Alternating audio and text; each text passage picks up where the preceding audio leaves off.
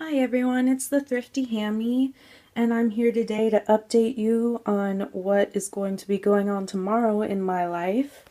Stella's sleeping in this corner over here right now, so you probably won't see her, but basically, I've been looking a lot of rescues online because I have been looking into just other small pets and things like that. And I found some gerbils that are up for adoption at a rescue that's about 2 hours away from me. And I found out that the rescue is actually a kill rescue, which means that they euthanize pets that have been at the shelter for too long.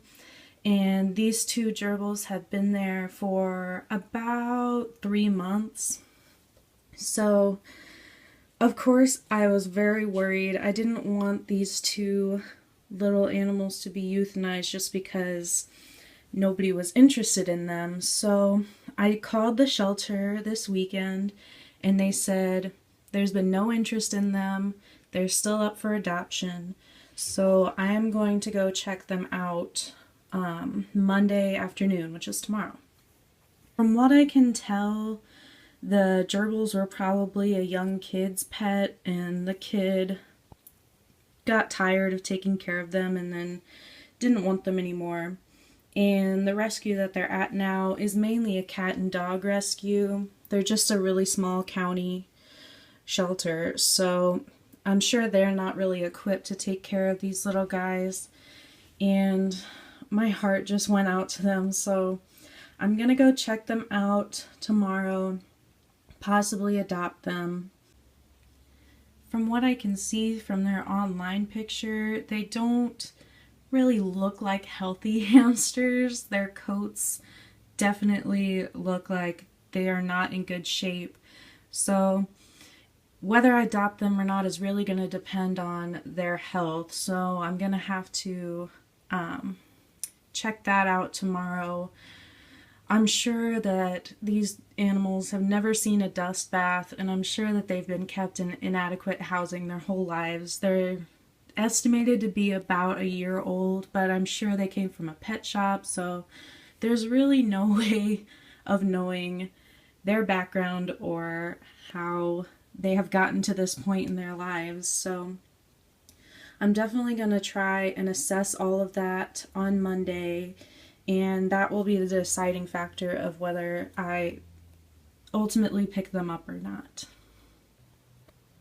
So basically, I decided that the cheapest option for me to get a new cage for them would be to make a kind of modified CNC cage. So I'm going to be building a 2x1 grid cage with a covered top and a covered bottom. And instead of using coroplast for the bottom, I'm going to be setting the cage in this plastic box. It fits perfectly in there. I've done all the measurements.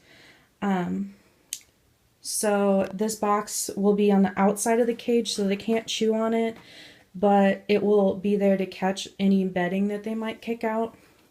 This was originally going to be Stella's box, but when we were cutting the sides, it kind of got cracked and messed up. So we ultimately decided not to use it. So it's just been sitting around, and I decided that since the cage would fit in there perfectly, that's what's going to happen. That is, well, it's like the minimum for two gerbils. So they may be getting expansions later, but right now I'm just trying to build a cage as fast as possible that will be suitable for them for short term. So unfortunately, those CNC grids are not going to be coming until next weekend. So if I do pick the boys up tomorrow, they will have to stay in one of these bin cages for 4 to 5 days. So these are obviously not the ideal cage for gerbils. They could easily chew through that plastic and get out, but I'm hoping as a temporary option that this will work for just a few days. So Stella's going to be downgraded again to just this cage. She's got her hide, all her chews, her wheel, can't really see it, but whatever, her litter box, food and water, things like that. So this will be Stella's cage for a couple days, and then the gerbils will be in here. So this is all the stuff I have ready for them. This is going to go around the CNC cage because obviously the holes are going to be big enough for them to climb through. So this is going to go around it to make sure that they don't escape. I have sand bath, bowl for food, a bunch of cardboard chews. I also made a little bridge out of cardboard tubes that they can climb on or chew on or whatever.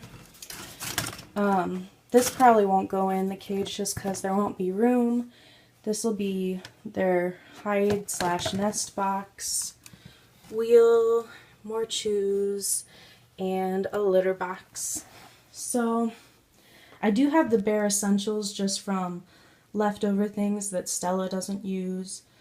So I just feel like I have the space and I have the materials, and these poor animals have probably been mistreated their whole lives. Their lives haven't been that great, so I really wasn't planning on getting any more pets, but I just feel so bad, and my heart goes out to all small pets that are just mistreated in this way because people just don't know what they're doing.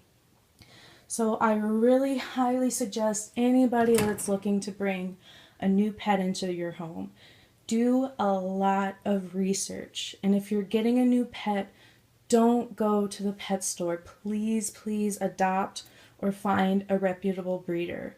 If you go to adoptapet.com and you search for pets in your area, you can find some of the pets will have little buttons under their name that say act quickly, and that's how you know that those pets are at a kill shelter where they could possibly be euthanized if they're not adopted. So please check those pets out and adopt from somewhere around you. I again am driving 2 hours away from my home to adopt this pet, which is kind of annoying, but I mean, these guys really need it. And I feel like if I could offer them a good place to live out the rest of their lives, then of course I'm going to do everything I can to do that. Oh, hello. I see you down there. She's angry at me because I woke her up. So anyways, that's about it, guys. I just wanted to let you know what's happening, let you know how I found these boys and how you could possibly help animals in need where you live. So I will be making another video tomorrow, definitely, whether I pick them up or not, and giving you an update of how they looked and how they're doing.